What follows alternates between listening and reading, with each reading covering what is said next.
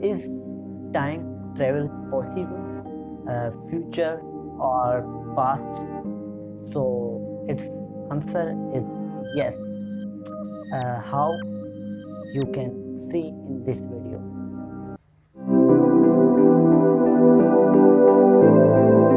मोहम्मद याकूब ऐं तव्हां ॾिसी रहिया आहियो एस्ट्रोनॉमी इन सिंधी।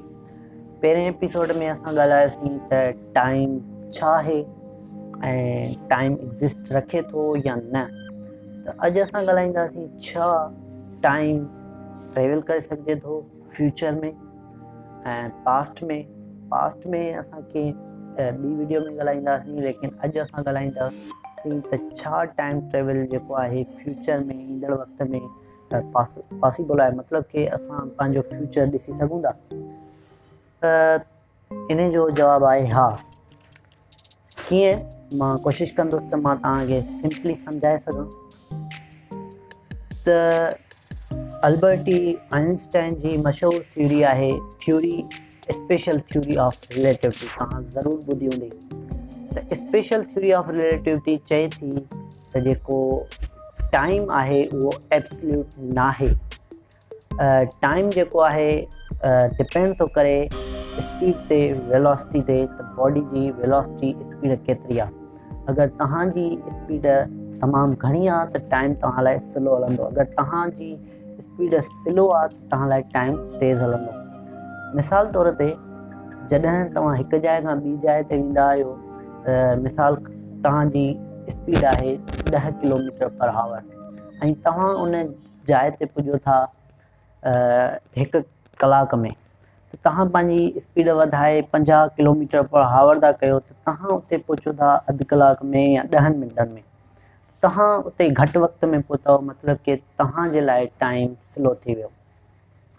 छो त तव्हां पंहिंजी जेकी स्पीड हुई उनखे वधायो, इंक्रीज़ कयो। त इन सां इहा असांखे ख़बर पए थी त असां तमामु घणो टाइम में अॻिते वञी सघूं था ऐं पंहिंजे लाइ टाइम स्लो करे सघूं था। उहो कीअं? उहो ईअं त हिकिड़ी ट्रेन जी पटड़ी सॼी दुनिया ते विछाइजे, ठीकु आहे।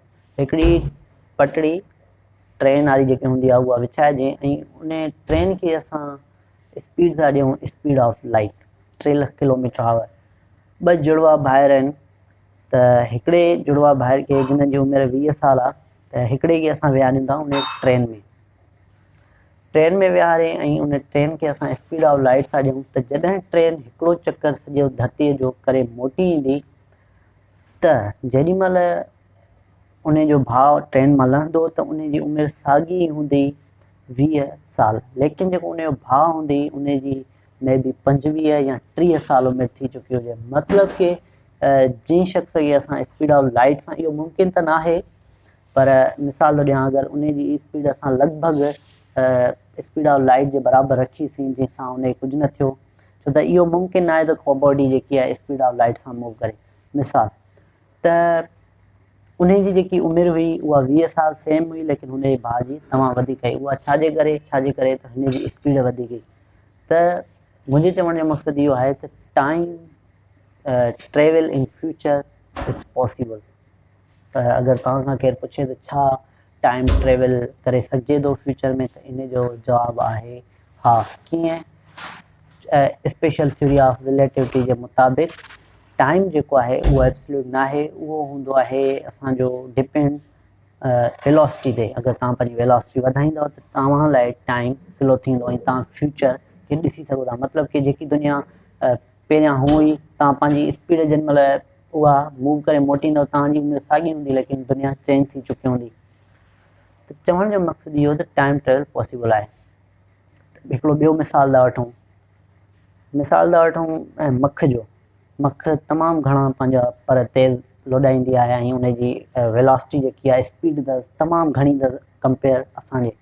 मतिलबु कि जेॾीमहिल तव्हां उनखे मारींदा हो, मारिजोसि न, उन जी मिसाल थो ॾियां, तव्हां मख खे जेॾीमहिल मारींदा हो तव्हांजे मारण खां पहिरियां उहा उॾी वेंदी आहे। छाजे करे? त तव्हांजी मूवमेंट हुनखे तमामु घणी स्लो लॻंदी आहे ऐं हुनजी स्पीड तव्हां खां तेज़ आहे, त इन करे तव्हां हुनखे स्लो लॻंदा आहियो। इहो वॾो मतिलबु कि ॿियो मामिलो आहे, उन ते असां ॿीहर डिस्कस कंदासीं। लेकिन उन खे तव्हां स्लो छो था लॻो त छाजे करे हुन जी स्पीड वधीक आहे। अगरि तव्हां बि पंहिंजी स्पीड वधाईंदव त तव्हां लाइ टाइम स्लो थींदो।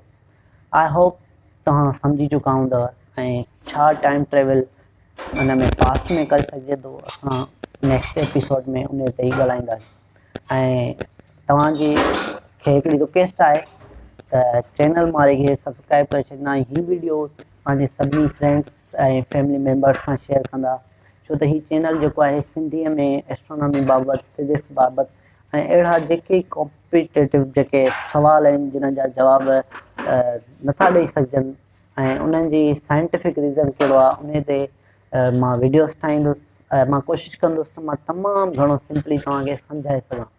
महिरबानी।